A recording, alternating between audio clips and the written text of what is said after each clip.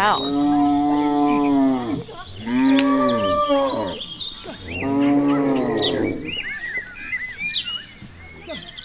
Crabs.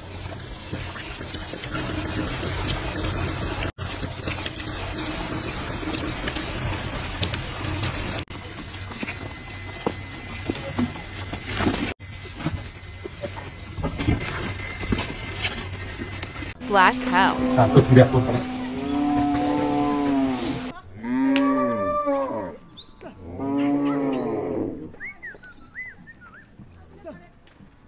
Duroc pigs.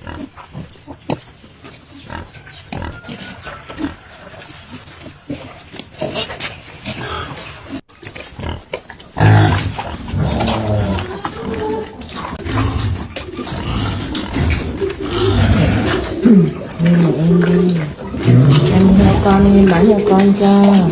Tilapia. 3 phút, 40, 41, 42, 43, 44, 45, 46.